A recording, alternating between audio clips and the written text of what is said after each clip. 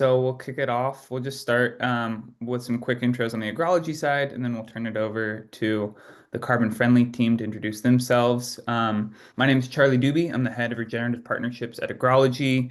Been lucky to hang out with Francois and Magella, and then yeah, Agrology is kind of working on a beautiful kind of long-term collaborative partnership with Carbon Friendly. So we're really excited to have them on the webinar today. As anyone who has attended our webinars previously knows, we really try to bring in subject matter experts, some of the top people in the world around regenerative practices, soil health, and in this case, carbon farming and creating carbon projects and carbon offsets and insets. So I'll pass it over to Jay, and then we'll pass it over to the carbon friendly team. Yeah, absolutely. I'm Jay. I'm Charlie's partner here. We work on everything from customers to partnerships. I'm really excited to highlight our partners Carbon Friendly here. I just actually was visiting with them in Brisbane, Australia. And yeah, they just have a wealth of experience and knowledge in Australia, which has had a really active and respected carbon market for a very long time. And now they're starting to work in the US. So I know Charlie and I have learned a ton from working with these two, and we want to share that with our growers that we work with here in the US. Before we pass it off to the carbon friendly team, just a little bit of housekeeping. Please keep yourself on mute. Add any questions you have into the chat. I believe the chat is open and active. Looks like it. I'm seeing already lots of people chiming in. And then if you have to leave early, or if you want to share this with other people, we will be sending out a recording. So I often get that email from people like, I had to leave early, and no worries. We will send out a recording to everyone who's registered for this webinar. And this webinar, along with all of the webinars that we've hosted, are all on our website, agrology.ag. There's a webinars section there and lots of really great resources and learning there. So with no further ado, I will pass it off to Francois to introduce yourself. Yeah, And thank you very much, Charlie. Jay, we know each other well. I've also learned a lot from you over the past few years here in the US, where we've been working together. Yeah, great to be able to share these opportunities, that we're creating for growers. Magella's from a farming background. I am as well. As we say in Australia, we bat for the farmers. I don't know if cricket is a big thing there. So if you're batting for someone, then you're standing in for them, and you're on their side. So yeah, we always felt to be, we're batting for the farmers, and that's what we're all about. So how do farmers get rewarded for doing the right thing? So yeah, thank you for the opportunity. Appreciate it. Magella. Yep. Oh, yeah. Thank you very much, Francois. And yeah, thank you, Charlie and Jay, for the opportunity. It's wonderful to see everyone here in the chat, and we seem to have participants from all over the world, from Brazil and Ghana and all across the States. So yeah, it's hopefully we'll have a good discussion today. awesome. So, Magella, do you want to share your slides? And then you guys can feel free to basically how we're going to structure this so everyone knows is we're going to allow the carbon friendly team to kind of do the presentation. That should be, we'll see how long that lasts. And then we'll jump into some questions, both from the agrology side, from Jay and I, and then also we will be definitely opening up for everyone's questions. So feel free to put your questions as they occur to you in the chat. And then we will circle back on those soon.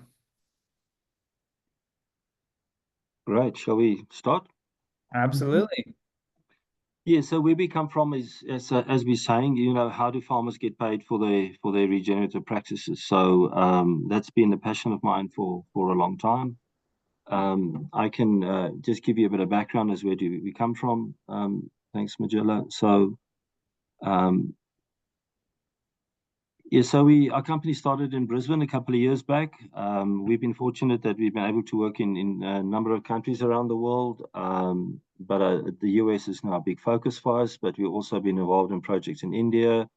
We've currently got programs in Europe and Vietnam, New Zealand, Latin America, and yeah, a number of places where things are happening at the moment. So, but we are a team of scientists. We're PhDs, not that that's important, but really are really embedded in the science and the evidence of everything that we're doing. So I've been in the space for about 15 years, and our team have also been in for many years, and we've been together for a long time. So we've done more than 1,000 of these crop farm supply chain assessments in various countries. And yeah, it's kind of where we see ourselves, bring value is having real evidence, real information, and meeting the requirements of evidence in the transparency and integrity. So we work with a diverse client base, major agribusinesses, ag investment groups, brands, retailers, and so forth. Yeah. Thanks, Matilda. And then the crux for us is that, we are for farmers by farmers, in the sense that we are farmers, most of us in our background, and we are there for to help farmers being recognized for doing this. The worst thing for me is talking to a farmer and they're going to show you their composting, their systems, whatever they're doing, and saying, look, my apple is virtually organic, but this is an amazing apple. It's got such a long shelf life and everything. But on the shelf, I'm just another apple. There's no recognition. The consumer doesn't know about me. They don't know all the things we're doing and how we're improving the health of this apple for them. I'm just another apple, and I've just got to compete with anyone else on the shelf, And that's what's always sort of burning me is how do farmers get recognized and rewarded for all that? So our partners are all in agriculture. Investors are farmers, and it's about this ground truth integrity. So we have decided specifically at this point not to do any modeling, no remote sensing. It's only real data, real measured results every year based on soil tests. So it's facts from the ground up, and we measure that every year. And it's important also because we're also passing then these credentials, sustainability credentials of the products forward in the supply chain. So, but that's where we come from. We know there's a lot of developments currently around new technologies coming into this space, and we're keen to collaborate in exactly why we're working with agrology, and there's all kinds of other remote sensing systems and things, new methods that are coming into this space. Yeah, and we're keen to collaborate and work there as well. But we see that as augmenting the integrity of your soil data. We would like to always say, here are the soil numbers, but here are the other evidence that backs that up and improves that integrity and transparency. And that's sort of where we are coming from in that space. But we're very aware of where things are going, and we're keen to be part of that. Thanks, Matilda. So where we came at this from was, we worked very hard to now being able to prove to the retailers and the brands that the products coming from these regen farmers are now more sustainable. They've reduced their impact. We had that ISO certified, everything. We went through that whole process. But the challenge we had, as you know, is that the retailers were not paying for these regen products. And we always thought that they'll pay a premium for organic, then why wouldn't they pay a premium for this, which has a much broader and environmental impact? But that's kind of where the challenge was. And that's why we went to the farmers came and said, look, there must be another way. And that's why we went to the big mining companies and groups globally that were buying the credits and saying, so what must these farmers do that you'll buy their credits as well, rather than from a rainforest program in Nicaragua or something? And so this is what we got steered to, this international accreditation. CROA is the body that guides all and sort of vets all these international carbon platforms. And if we then look at the next, we'll see that the programs that are approved under ICROA, Magella is there. We have Vera, Gold Standard, Climate Action Reserve, and those are the major ones that we know. So we had to look at all the methodologies. We decided to go with Vera. As we'll see, they are the biggest and longest standing of the registered. More than 1.3 billion credits have been issued.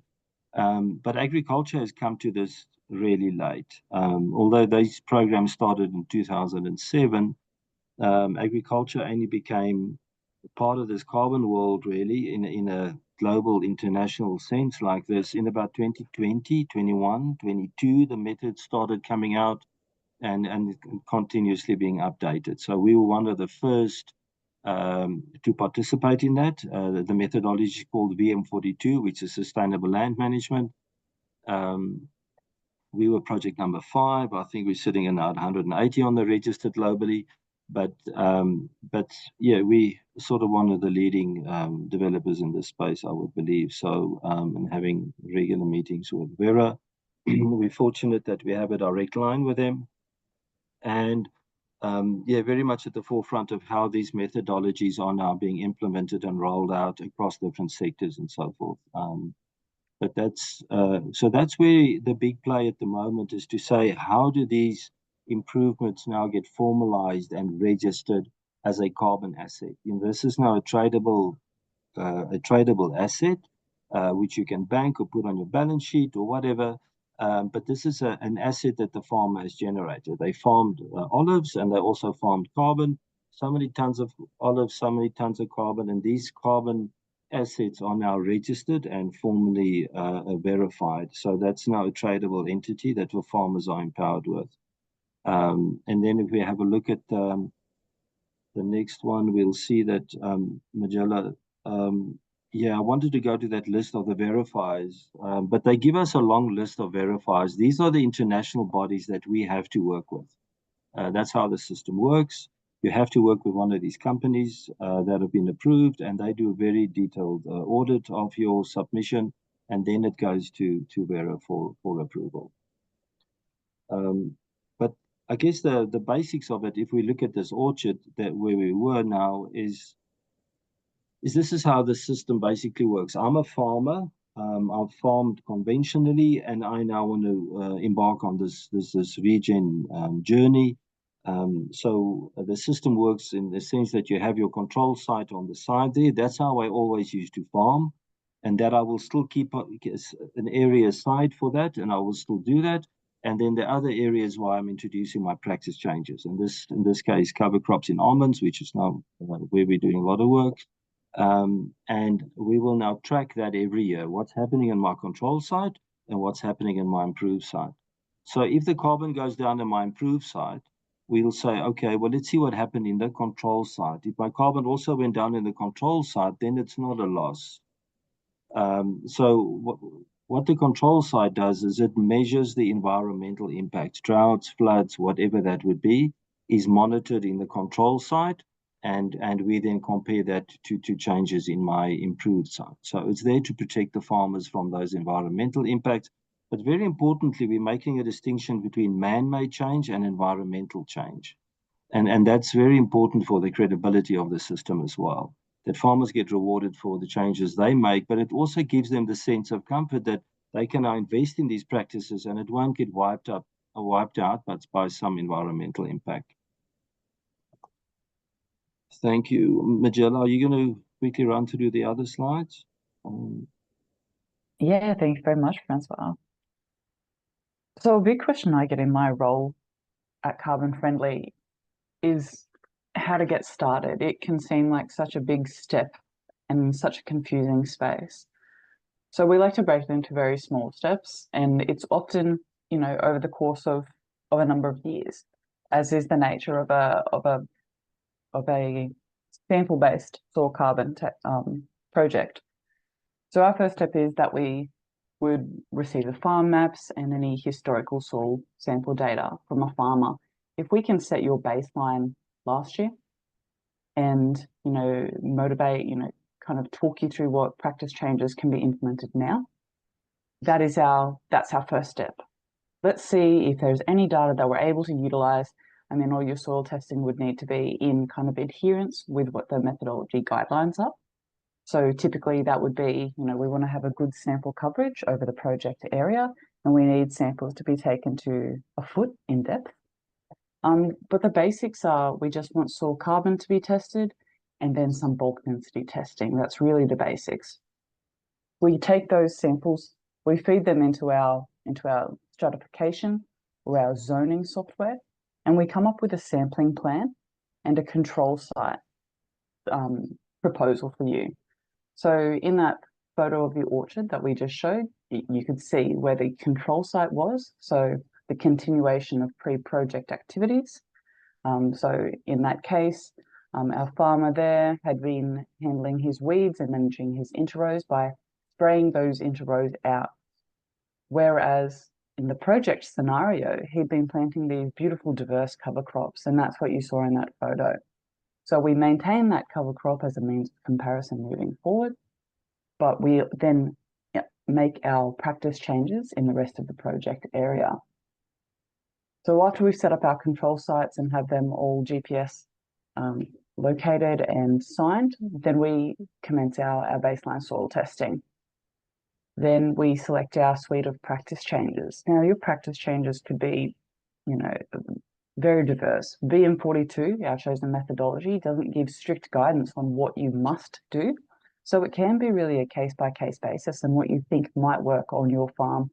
I would never presume to know what's the best way to farm your farm, and we rely on our partners like Charlie and Jay for advice in that way as well, because any kind of combination of practices could be the most appropriate and the most scalable for your operation. So after the practice changes have been implemented, we start to gather our project information, which is basic information about your fuel and fertilizer use, your tillage and irrigation practices, and your yield data for your baseline scenario. So in our projects, we use 3 years worth of fuel, fertilizer, and practice management data to establish a baseline scenario for you. So we're not referring to a base year, we're referring to a baseline scenario. Then we monitor these practice changes, and I think this is really critical where the carbon-friendly agrology partnership comes in. Farmers want to know on more than an annual basis, are my practice changes working? And by using the agrology sensors, we get that real-time feedback. So that's really critical in making sure that we get the best bang for our buck from our practice changes. Then, once 12 months has elapsed after our practice changes and our baseline soil sampling, we retest again, and that is where we see how our soil carbon stocks have changed in that period. So as mentioned before, VM42 doesn't give us strict guidance of what practice changes to make. So Carbon Friendly proposes a basic suite of practice changes, and eligible farmers just need to implement one of these practices. And implementation can either be starting a brand new practice, or it can be the augmentation and improvement of a previously implemented practice. For example, if I've started, playing with a little bit of compost, if I'm putting, 100 units down per acre, all I need to do is put 105 units down in each acre in order to meet those additionality requirements. So additionality is a carbon project concept, which just means not business as usual. This has to be a new practice or an increased intensity of an existing practice. And that just signs you off that these carbon credits are additional to what would have been achieved otherwise. So our basic practice. Sorry, Majel, I think there are Go ahead. basic categories of practice changes that was formulated as part of the methodology. We were able to modify them in terms of permanent cropping, in particular in the US. So we've modified the broad categories into these following practice changes, which is not part of our methodology. Yes, absolutely.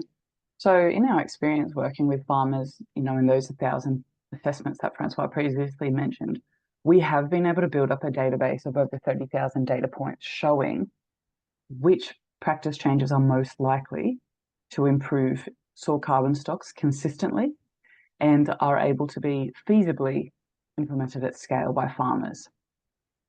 So the first of these is reducing our reliance on synthetic fertilizers. That ties into our second practice change too. If we want to reduce our reliance on synthetic fertilizer, we may need to switch to an organic amendment in order to recoup that loss in nutrition. Cover cropping and interrow biomass is one of my favorite. So in not all situations are farmers ready to drill seed of a diverse cover crop. So, but even encouraging or allowing that interrow area to become vegetated is a way that we can start to build carbon in what actually represents a very large area of our orchards. Improved irrigation management and precision nutrient management. Applying our nutrition through drip irrigation is a fantastic way to be more efficient. And then the establishment of new permanent tree crops, pasture improvement, and the improvement of pasture management through things like cell grazing are also ways that we can start to build our soil carbon.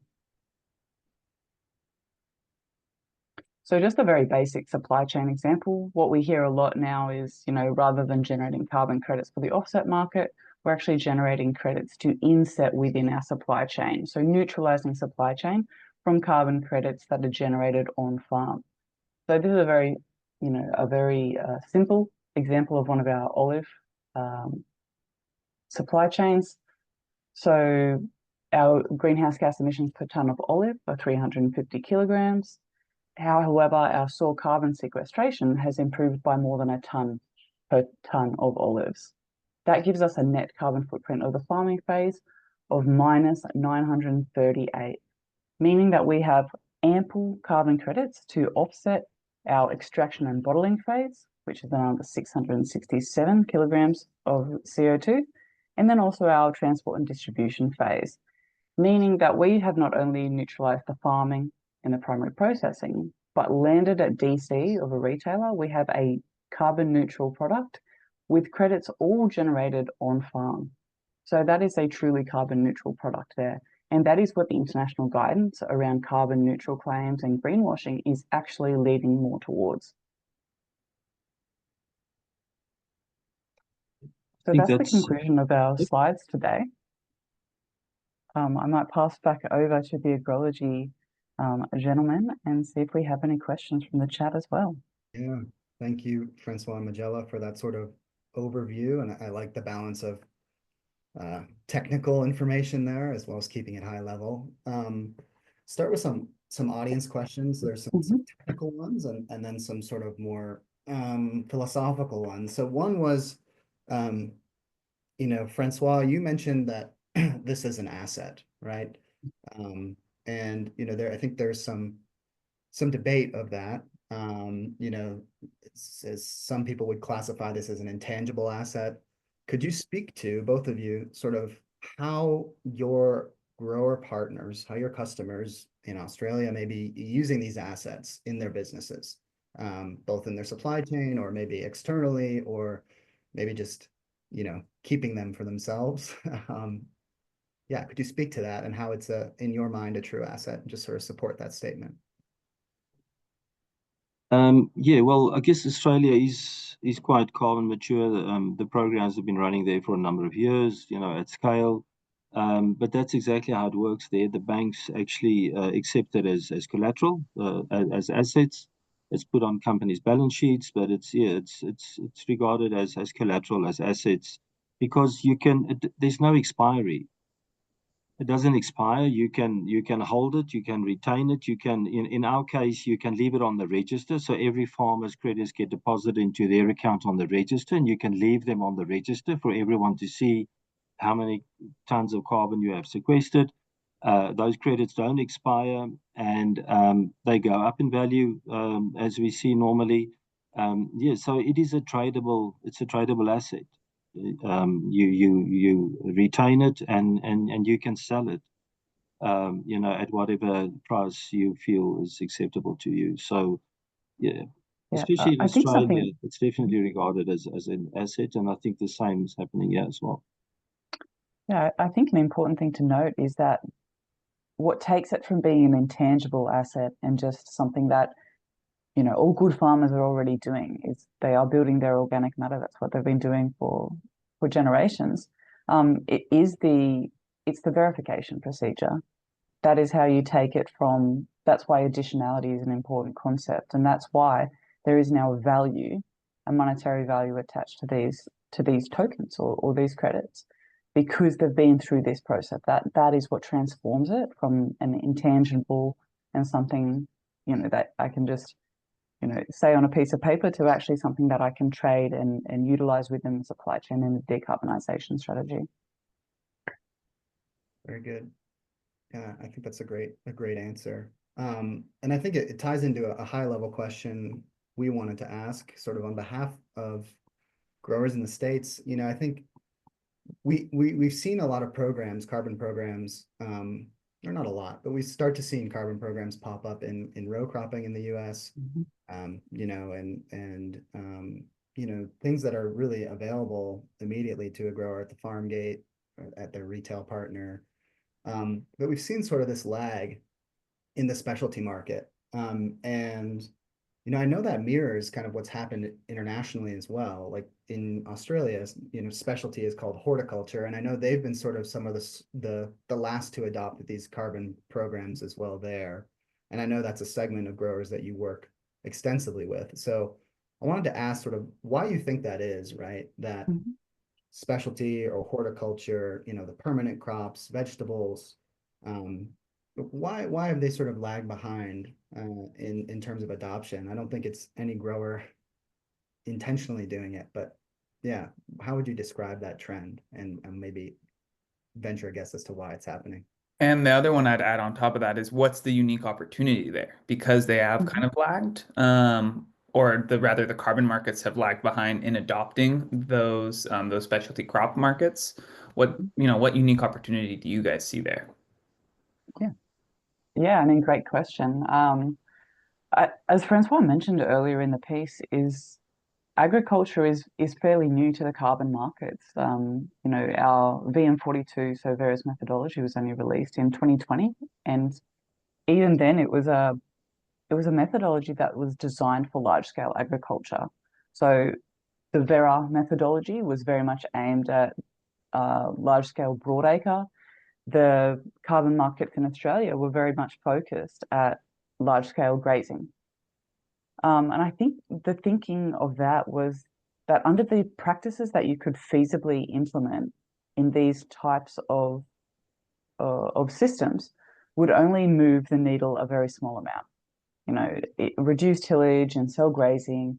You know, it's something that you can roll out at scale, but you'll only achieve a very small increase in your soil carbon stock, especially over a number of years.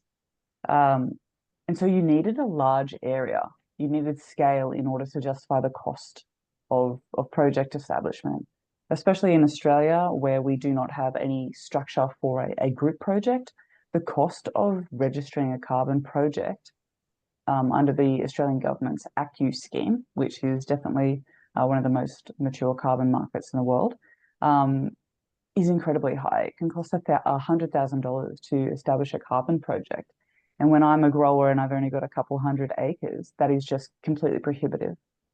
So, um, you know, how do we encourage these farmers to get involved in the carbon markets when the cost is actually the main barrier? You know, we've got farmers who are doing fantastic things on farm and who are even measuring it, but the registration cost is what has been a real restriction. Um, and then in terms of an opportunity, uh, I think there's an amazing branding opportunity. Um, that's the way I see it. You know, who is really interested in a carbon neutral or regeneratively grown barley versus, you know, regenerative fresh produce? I think there's a real opportunity. Also, we're looking at these crops where we've also already got very high investment per acre. And so you're already investing in these things to get the production boost, to get a more resilient soil, to reduce your input usage, especially in the last few years as input value has really skyrocketed. We've seen a lot of farmers need to think about their nitrogen usage and their diesel usage on farm. So I think that is the unique opportunity that specialty crops have. It's that the investment is already there in one way or another, and that they can invest on across their entire farming area. Francois, did you have anything else to Yeah, want to add to that point? I think what it's a good point, and it's actually not clear as to why that would be the case, because obviously regenerative practices are just as prevalent in permanent crops as they are on the row crops.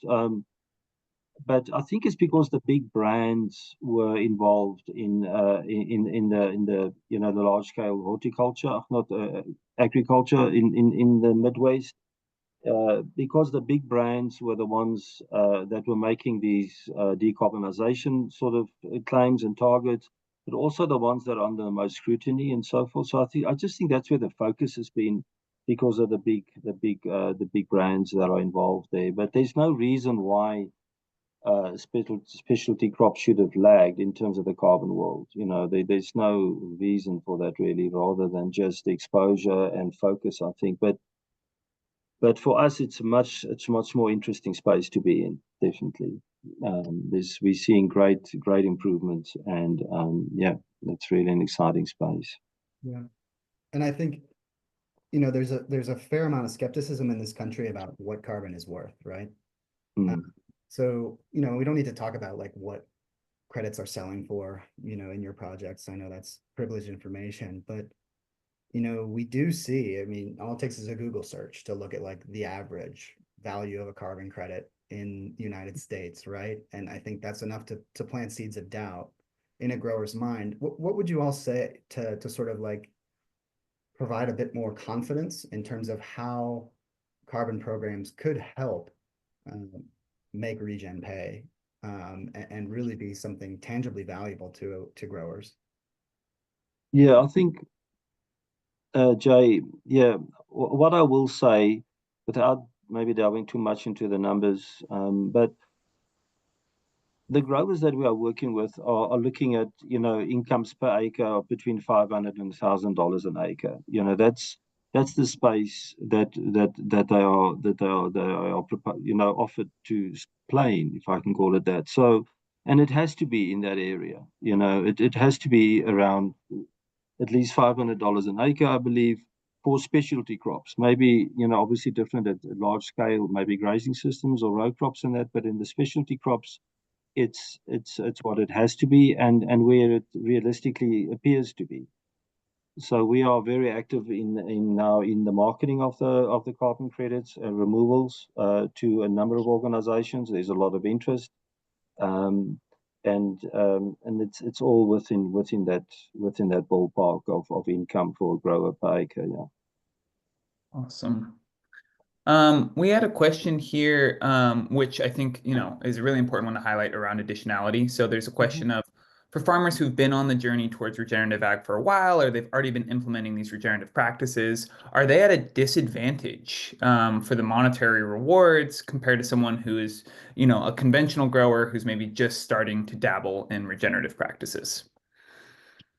Yeah, that's really an interesting concept. Obviously that's, well, let's put it this way. Additionality means you got to do something new. And so we can, in terms of our program in the US, go back to the year 22 as our baseline. So if farmers have made any improvements in 23 and 24, they can get the benefit of that. That's currently where that methodology allows for.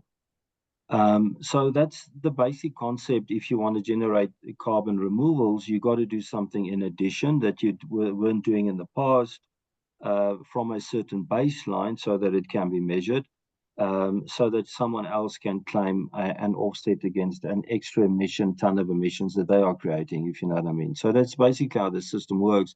But that's the formal accreditation system. But what is interesting, someone came out with a concept recently about maintenance credits, to saying, if I can prove that my impact level, of, let's say, my almonds is 500, let's say a ton of emissions per ton of almonds, but the industry standard is 1.5 tons of emissions per ton of almonds. If I can maintain my emission level at a ton, then I can get that difference in credits as maintenance credits.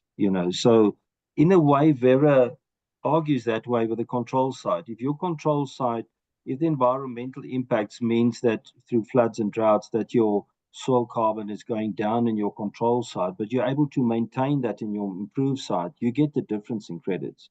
So they kind of, in that sense, almost rewarding you for those maintenance credits. But that is something I wish will formalize, going forward, Charlie, is that farmers can be rewarded for maintaining their environmental friendliness, if you know what I mean, against an industry benchmark, and that they will, and maybe that will be then in the space of insetting, not in the space of offsetting, and that if the retailers can then reward their suppliers in that sense. So, and that's a space, we'd love to contribute in as to how farmers can be rewarded for it. Just in terms of the offset, the normal carbon credits, we can go back to 22, and it's got to be something in addition. That's unfortunately how it works. Yeah. We have a really good question that I think will be an easy, quick one for you guys to answer. So, the question is on actually the cost of setting up a carbon project. And the comment was the cost of carbon projects, setting them up is really, really high. Can there be some kind of co-op model to offset the costs? And I know that you guys kind of lean on a group project. So, just wanted to pass it off to you to explain that piece. Absolutely. So the example of the cost of a carbon project that I used, in the realm of $100,000, that would be for what we call a standalone project. So one company, one farmer entering into a carbon project as a sole entity. Our business model and what we've proposed and what we've developed are group projects for industries or for regions. So, for example, our carbon project in Australia is a whole of Australia group carbon project for orchards and vineyards. So that gives us some similarity criteria for which to base our carbon project and have our participants, meet that criteria. In the US, we've broadened it even further. We want to create an even more scalable option for farmers. It means that the complexity of our project from our side is increased, but it means that we get to share the cost of establishment. Francois mentioned the VVBs, that Verra third-party auditing team. We need to pay them every time they come out to issue carbon credits, and that's often a key cost for us. And so, if we can share that cost amongst a high number of farmers, and at the moment we're thinking between 20 and 30 farmers per carbon project, but we can scale that up to 100 farmers theoretically. There is no limitation onto the number of farmers that we're able to include in our group carbon project, but it is the way that we can help smaller growers participate in these carbon markets without needing to take on that burden of the development of a carbon project by themselves. Our general, for the average type grower that we're working with, the average amount is about $3 an acre per year. So, which is, very achievable. In addition to the cost of practice changes and sampling and all that. Yeah, that's exactly. Yeah. So they will be introducing that, but there's a $3 onboard fee and then $3 annual fee. Yeah, and I think that's an interesting model, and one that you've had success with, and I think one that makes it much more affordable for a grower, or a group of growers. So that's one of the reasons that we've really latched on to Carbon Friendly as partners. There's an interesting question about carbon intensity scoring, and this is something that's sort of become more prevalent in the United States with Reg 45Z and this idea of carbon intensity, and how that links to the voluntary markets and the supply chain insetting. Do you have any comment on that or experience on that in your work elsewhere? Yeah, I think a carbon intensity score is, or what we would call an emissions intensity, is exactly what I showed in my supply chain example. If we know that's also looking at scope 1, 2, and 3 of our CO2, nitrous oxide, and our methane, all related to our farm, which I think is also another question that was in the chat. That takes all of our emissions from each stage and then boils that down to a per ton or a per pound or a per box of produce. And that's a critical score when we're thinking about an insetting pathway or a carbon neutral pathway, or somewhere where we want to pass these credits or pass this information onto a retailer or a supply chain partner. So while it's not the key focus of a carbon project, and that's typically not the information that Vera or the verifiers need, it is always something that we communicate in our reports that we provide before we submit through to Vera, because it is a great way for you to communicate your progress and to understand, maybe I'm not reducing my nitrous oxide emissions by reducing my fertilizer, but if I'm boosting my yield through the introduction of all these regenerative practices, I will also be lowering my carbon intensity score, because we obviously take our total emissions, divide it by our total yield, and that's how we come up with that score. An interesting concept, just in terms of insetting, is that we're seeing more and more engagement now from retailers, brands, and companies wanting to reach back into their supply chain and supporting those programs, and then securing that supply of the more sustainable products, but then also these insets that they can use for decarbonization. But the interesting concept with the carbon project is the credits are attached to the land owner. It's the land owner, the farmer, that owns the credits. And the account on the register is in the name of the landowner, and that's where the credits are deposited in. So they are not attached to a product. If a farmer would join an insetting program, and there are now these insetting registers that are coming about, which I think is great, but you are then locked into a supply chain arrangement, and which is very valuable for suppliers, especially direct suppliers, in building their brand and their differentiated status in the supply chain. And that, but there's an interesting concept where the farmer owns the credits and can actually monetize those as they see fit, and they don't have to pass them forward with a product. And that provides a whole different dimension to farmers being really empowered in that sense, but also the flexibility in how these supply chain arrangements will play out in the future. And I just want to pause and emphasize that, because I think it's a key thing for growers to understand. This is kind of the why, right? Why you would go through the additional rigor of a VM42 methodology and the VBBs, right? Is to achieve this optionality in terms of where you take your asset, right? Is that correct, Francois? Yep, exactly. Yeah, it's having a benchmark. If a retailer or a brand says, here's out this program, join up on this program, this is the benefit that you'll get in doing that, is just saying, fine, thank you, I appreciate that, but my opportunity cost is the following. I can now also, from my register, retire these in favor of a Microsoft, whoever that may be, So at least I have a reference as to what fair value is, yeah. And that is where we feel we want to empower farmers to be in that situation. Yeah, absolutely. I think it's definitely bears emphasis. I'm glad you did that, Jay, because it really sets the floor, right, in terms of that price and that opportunity cost. And I think what's kind of really powerful about that is that it gives the grower a bit more leverage in these conversations with their retail partners and with their supply chain partners. Growers are always traditionally have been price takers, not price makers, and providing that optionality of different places they can take this asset really empowers them, I think, to have just a much better kind of leg up in that bargaining around the value of those. And I think it's what you guys are doing is really empowering farmers in their supply chain conversations. And even if they're not necessarily getting a huge amount of premium from that supply chain partner, there's other things that the supply chain partner could provide them, shelf space, things like that. And Yeah, it is value comes in different forms for a farmer like that. Yeah, but at least there's a benchmark of value. Yeah. want to acknowledge, right? That is sort of the harder path to take, right? Mm.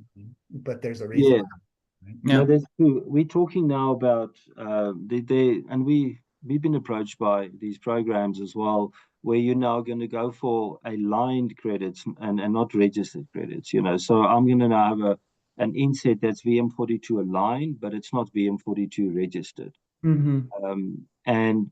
And it's the whole idea is to speed these things up and making those hurdles a bit lower, and we can fully appreciate that, but thereby you lose the opportunity, to how can I say, negotiate, fair value, because you are then locked into a supply chain arrangement. Yeah. and you don't have those options anymore. But honestly, if you're going to talk to some of the major suppliers, their supply chain status and how they distinguish there is a major part of their future value of that company. Their supply chain is critically important to them, and so we just want to enable them to negotiate better in that space. Yeah.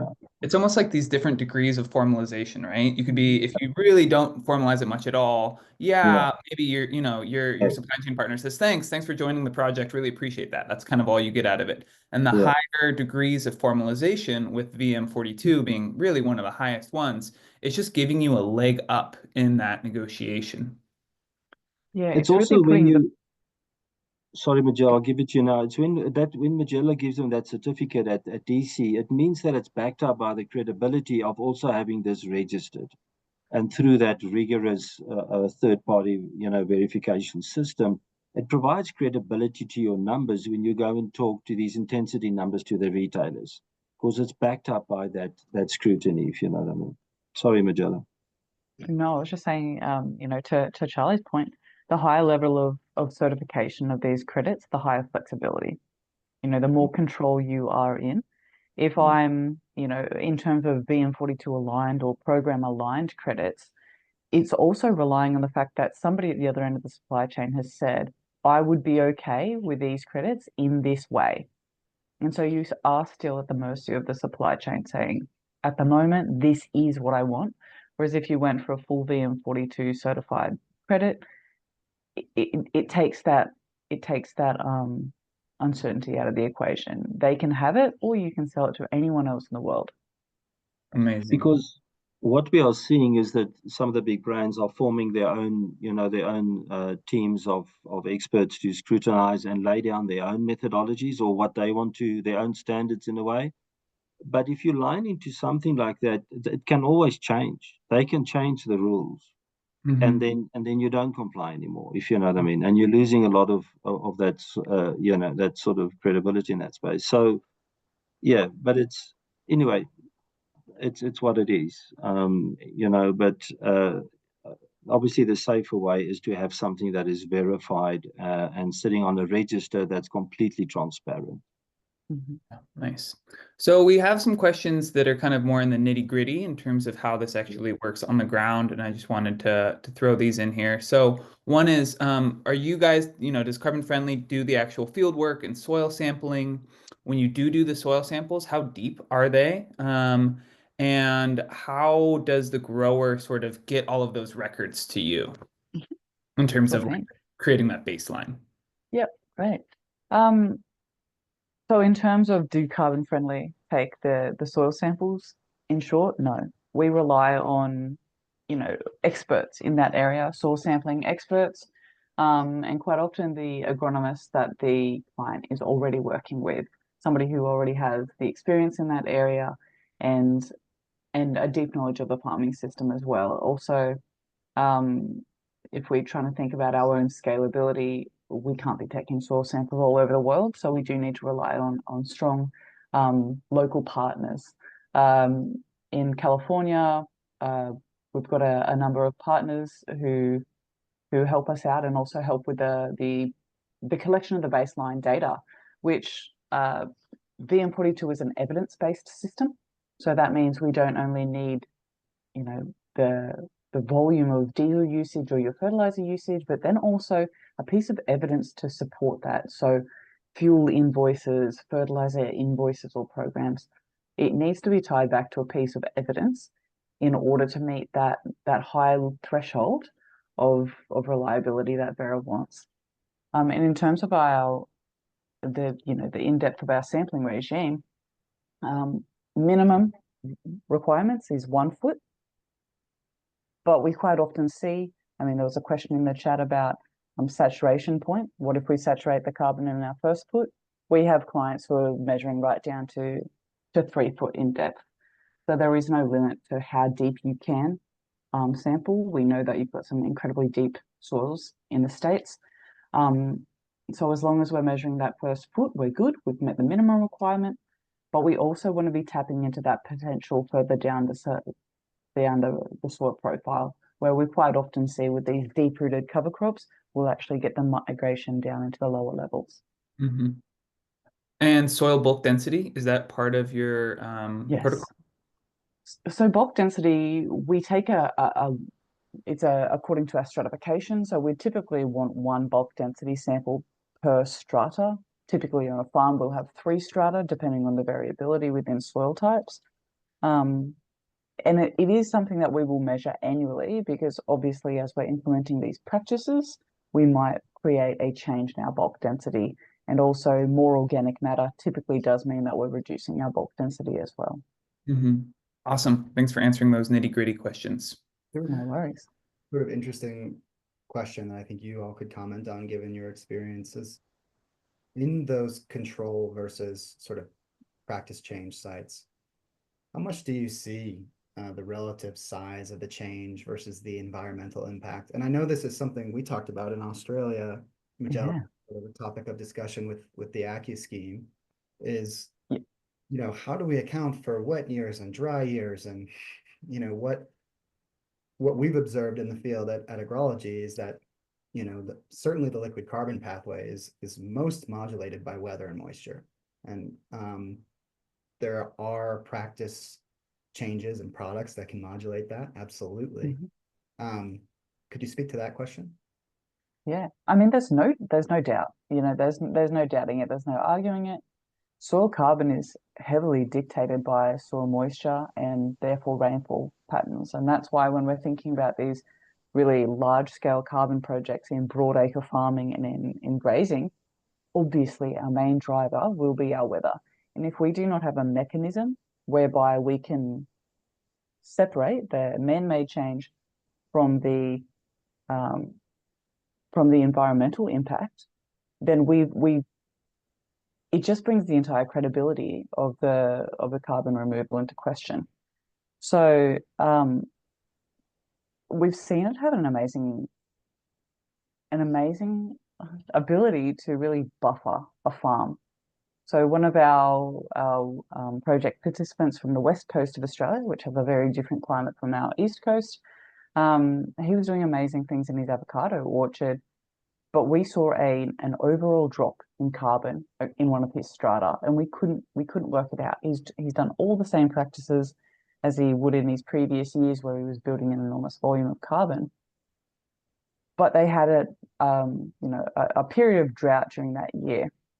And so what we were actually able to do is, by looking at his control site, the reduction in soil carbon in his control site far outweighed any loss of carbon that was experienced in his regenerative site.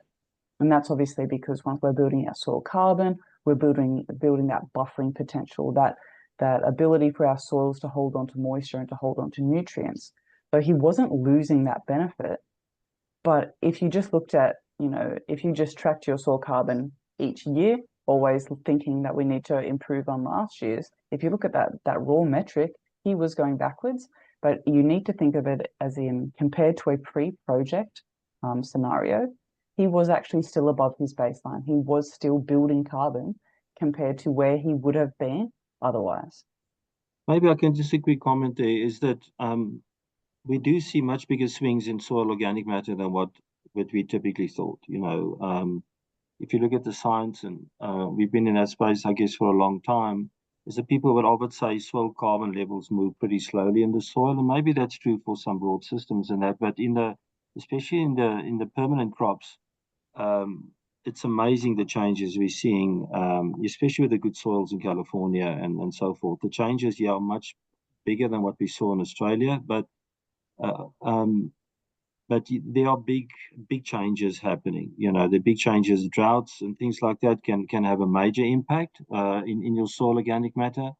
But then your practice changes can also have a dramatic impact. You know, we see soil carbon levels go up from 0.2% a year, which is not what we expected. But we now have many data sets that show that this is happening. You know, soil test to soil test. is that we're seeing changes between 1 and 0.1 and 0.2% carbon increase in a year in these orchards. Yeah. For folks who don't know, what does that translate out into in terms of tons of CO2e? Yeah, it's between, let's say, 10 and 20 credits or tons CO2e per acre per year.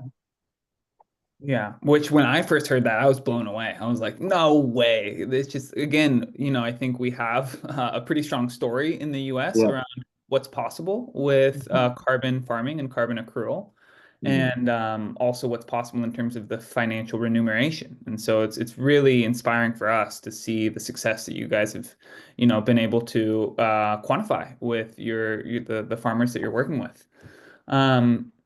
Kind of switching gears slightly, there's some questions that I think speak to a little bit the ongoing partnership that we're working on with Carbon Friendly Agrology and Carbon Friendly.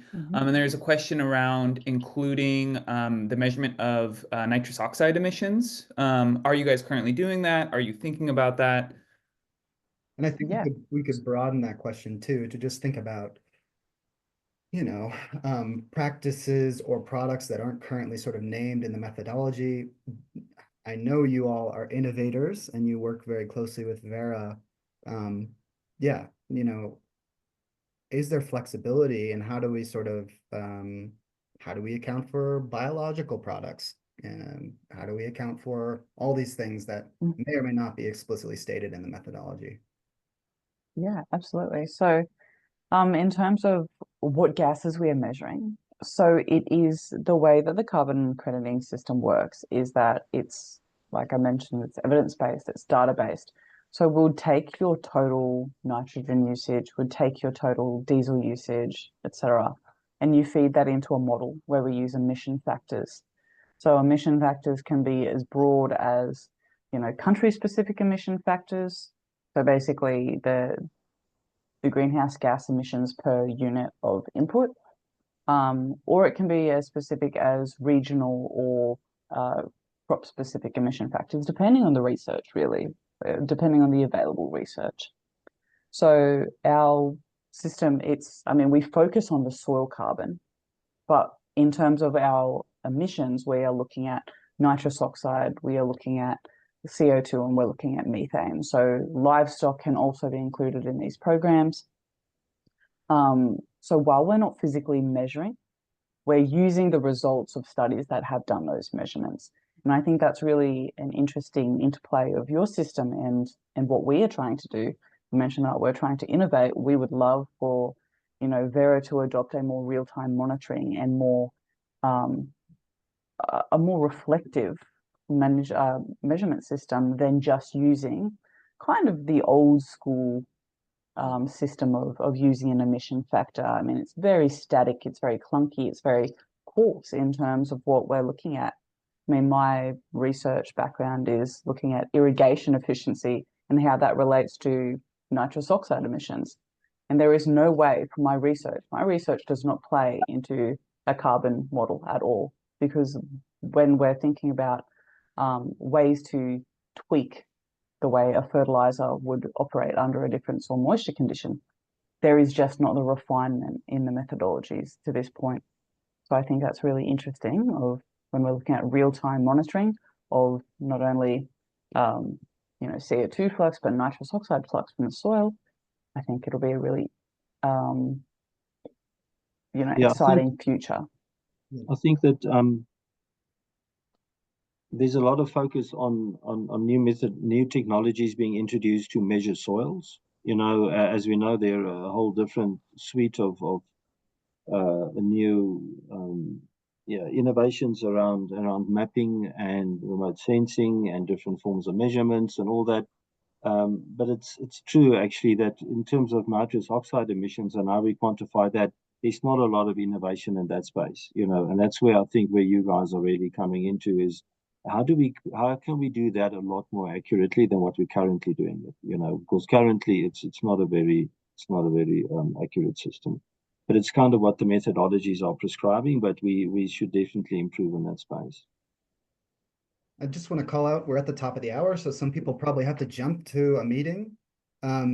If you didn't have your question answered and you still have more, Magella and Francois, would you be okay with sharing your contact information in the Yep, sure. so they can reach out to Absolutely. you? Yep. And we'll keep it rolling. We're gonna just go ahead. There's so many good questions in the chat that we will continue to answer, get these questions answered. And again, we'll send out the recording to everyone. So if anyone does have to jump, they can just get the recording and then you'll see your question come up. But just, yeah, I wanted to acknowledge that we're at the top of our hour. Putting those, yeah. All right. We've got a question. Yeah, well, I really appreciate that answer, Francois, and Magella, in terms of, yeah, just thinking about how this continues to evolve. There's quite a few questions around measuring flux instead of just measuring stocks. So I think you kind of spoke to that. We have a question, kind of more of a geopolitical, and there's been a few questions kind of around geopolitics, right? Things are obviously changing very rapidly in the, global geopolitical world. We have a question from one of our collaborators, Dr. Michael, around what is your perspective from down under, given that the USA is reneging on the Paris Agreement and with the EU extending the CSRD compliance deadline? Which FMCG, we're doing alphabet soup here, which FMCG is still doing this and committed? And even New Zealand has now backed down on their ag commitment. Like, yeah, I guess where do you see things? There's a lot of specifics in that question, but where do you see things going overall, just given the shifts in geopolitics? Yeah, I might answer broadly and then Francois can kind of drill down. But I think from my experience, carbon markets will always be industry-led and led by supply chains, which kind of buffers you from differences in geopolitical climates, per se. So because brands still have made major commitments, the rise of SBTI, we still have the major brands who have committed to decarbonisation by, in some cases, 2030 and in other 2050. And it becomes about reputational risk and what they're willing to, what's their appetite for kind of marketplace backlash in that regard. I think at the moment it's a little bit difficult because we are in a global recession. So people's the priorities have changed, and that's changed in the grocery store shelf. People's appetite for a climate or a carbon neutral good has waned. In COVID, we saw actually an increased interest in knowing where my food is produced and how it's produced. But then we hit, virtually a recession, and now it's price is back to being king. So it is. I don't think you can rely on governments to lead the way in terms of the carbon markets. I mean, we also need to distinguish between the voluntary carbon market and the compliance market. And if this is an emissions trading scheme, I mean, they're just separate kind of propositions there. And maybe I might hand over to Francois, kind of deal with the alphabet. Yeah, no, we were obviously thinking a lot about that, and how would the major corporates, the brands, the retailers, how would they may modify their targets or their commitment to those. What I must say in what we've experienced now in the past 2 months, was we're now more and more engaged with the retailers and major brands around these decarbonization programs in their supply chains, is really a very strong commitment. The amount of funding that they are prepared to put up in generating these improvements and reductions, is mind blowing, really. So we're just seeing the ones we're working with as a really strong commitment, and we haven't seen any waning of that. That's not our experience in terms of our exposure to those companies that we are working with. But generally speaking, obviously in Europe, there's still, a very strong commitment to those things. These are global entities, global brands. They have global commitments and global stakeholders. They have a slightly different perspective on all that, I think. So we're not seeing anything in terms of our contacts with people that anything is changing, but it is a valid question. Yeah, we'll see how it plays out.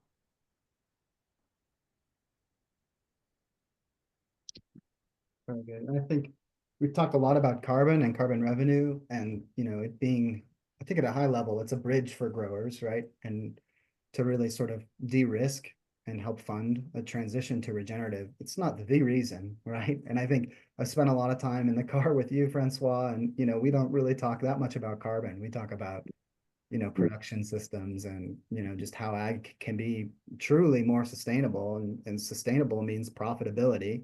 And I think, that's where I really get excited, and you all do too, because you come from ag and you've seen, this transition and what it can look like on a single farm or in a region.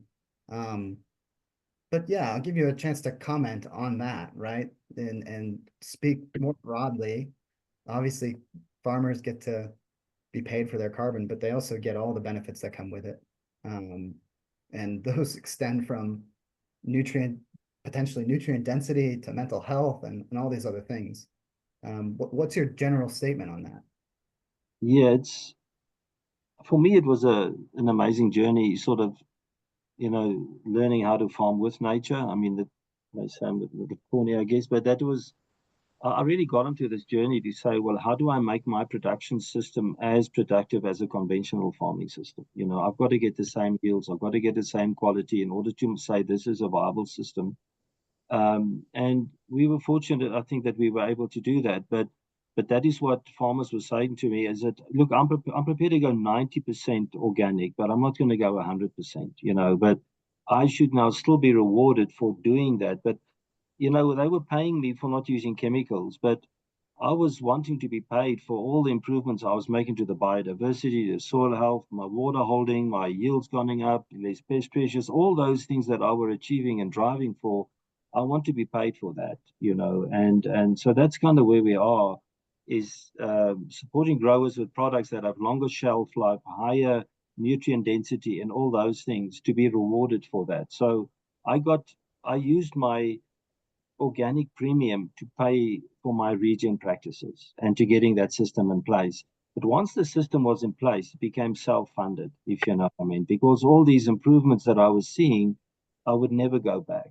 But I needed that support initially to get there, and that's where we are now, using this carbon income, is to get regen ag adoption to a level that it becomes self-funded, So that farmer that I showed you, that picture of the cover crop, his orchard looked like a concrete pad because he thought that's the right way to farm them, and that's how it's been done for generations almost, if you know what I mean.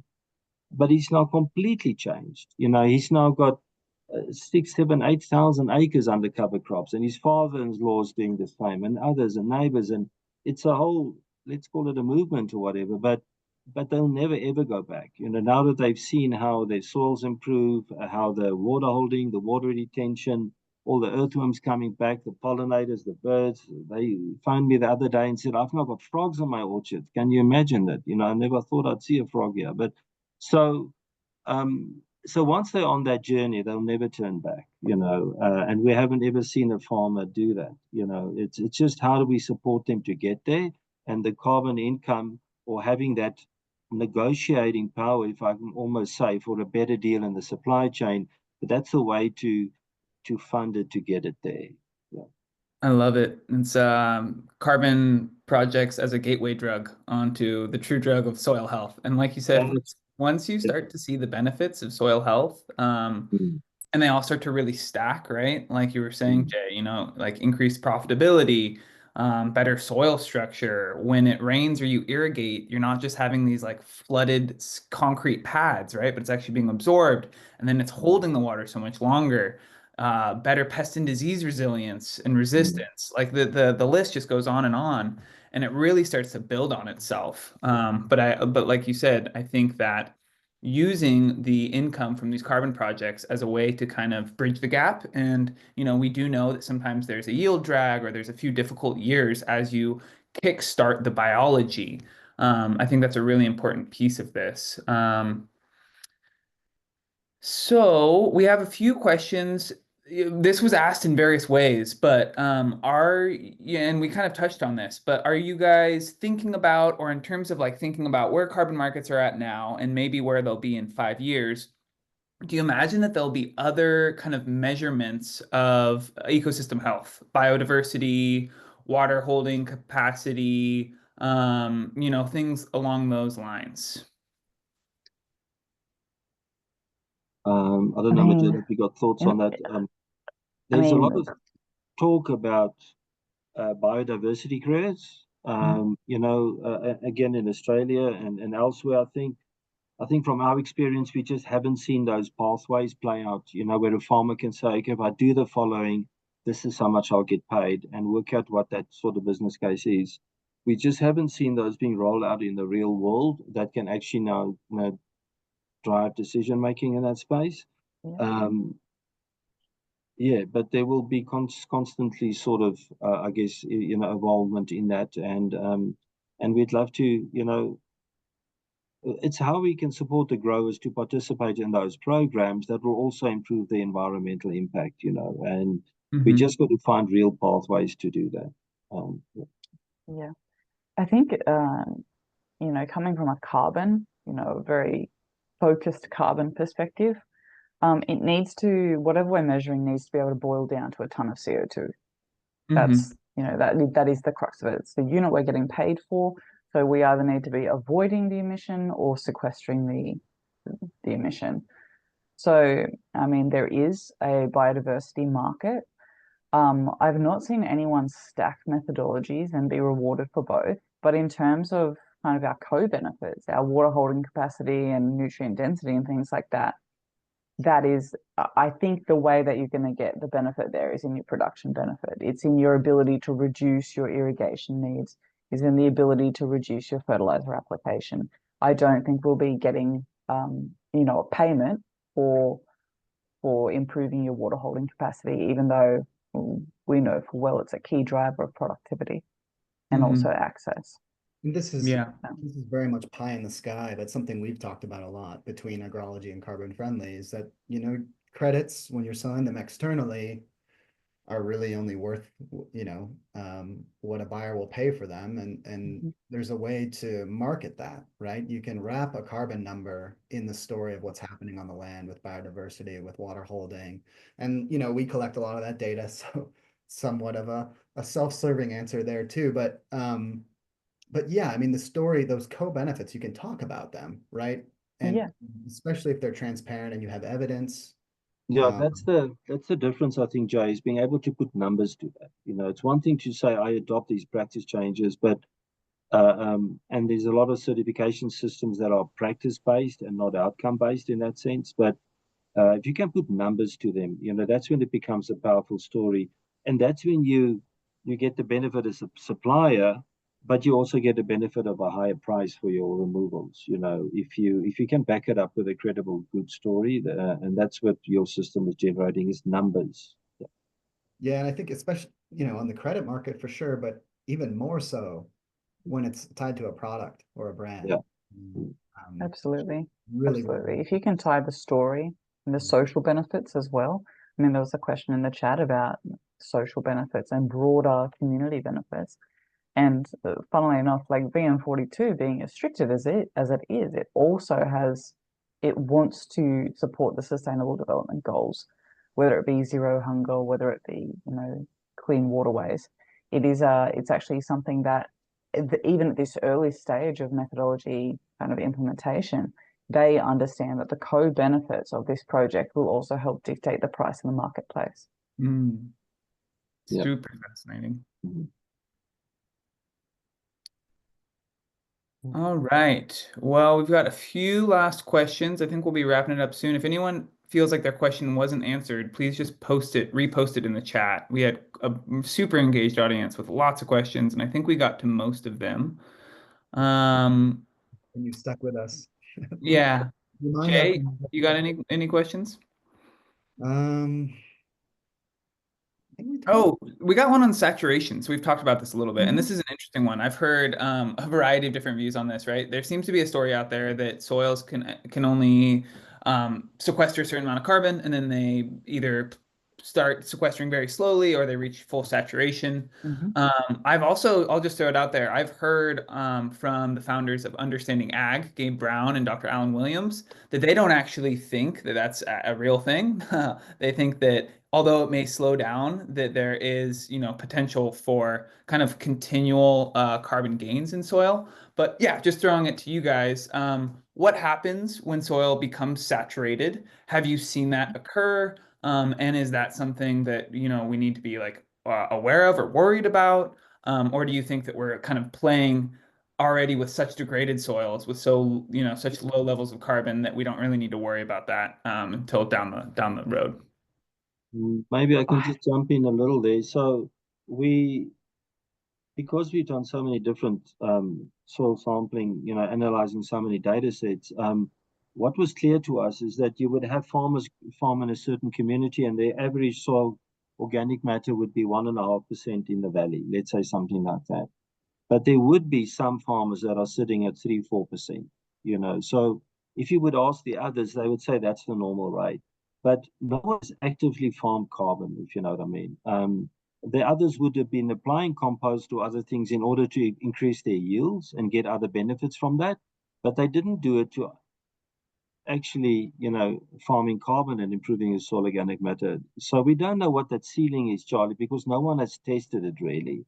No one has actively done it for long enough to test the ceiling, and I think that's what Gaben was also saying. But Yep.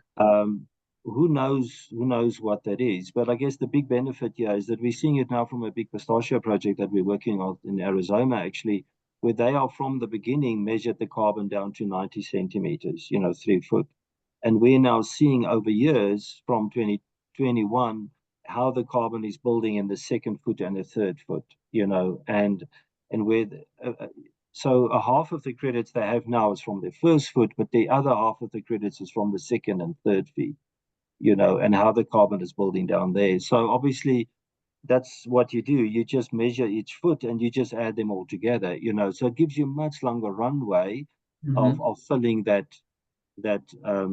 space with carbon, if I can. It's not like that, but you know what I'm saying. So um, yeah, we don't really know what that is. But when we do meet maybe that level of slowdown, that's when we go down further the profile and do the same in the second and third and fourth feet down there. So we don't see that as a near-term limiting factor, and also because you're starting off such a low base, often in certain systems, that the upside is enormous, and the improvement in terms of funding and that is what you really need is in the beginning of the process, and that's where you're seeing the big gains. Great answer. Mm.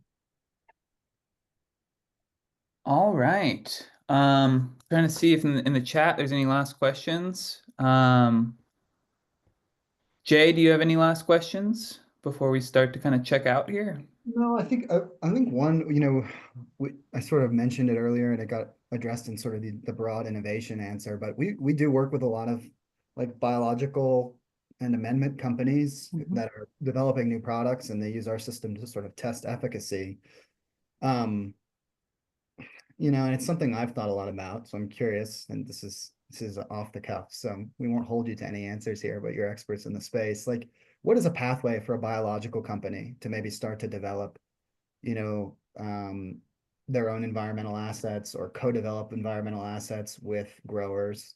If you were running a business like that, how would you think about carbon and nitrous oxide and, environmental assets and inform strategy there?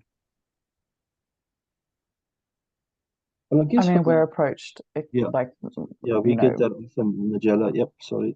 it's always a new company coming my way, and I think farmers are always looking for a silver bullet. I mean, if there was an easy way to solve climate change or boost my productivity, you'd pay for it. But I think everything needs to be evidence-based. I'm not willing to promote the use of any single product. I would promote a strategy, I'll promote a program, but I wouldn't promote a single um, product if it wasn't based in evidence. So if I was if I was the manufacturer of a biological product, I would want to do field trials with growers and measure not only my soil carbon, but measure my co-benefits, measure anything that I can get more information about the way that my product works in the field, whether it be soil microbial biodiversity, whether it be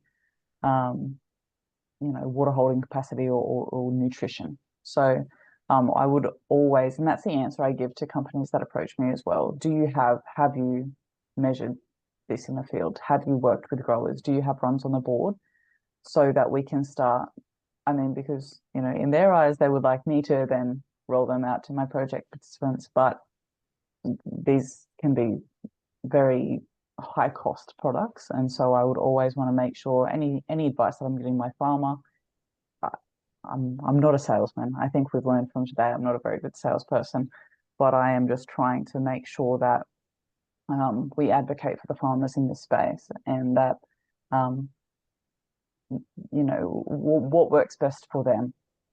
I think VM42 in general, it's written broadly enough that, when I talk about an organic amendment, I'm including things like wood chip. I'm thinking about any kind of waste product or olive pomace or whatever we're doing. I think the term organic amendment is nice and broad, and we keep it broad so it can apply to nearly anything. But I do include microbial treatments as an organic amendment.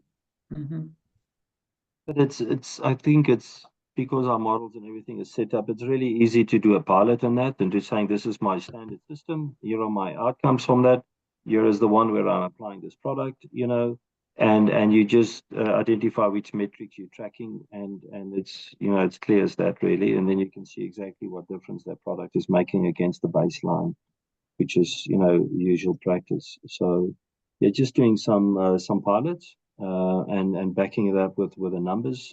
It just seems to quite a clear pathway to prove, the efficacy. Awesome.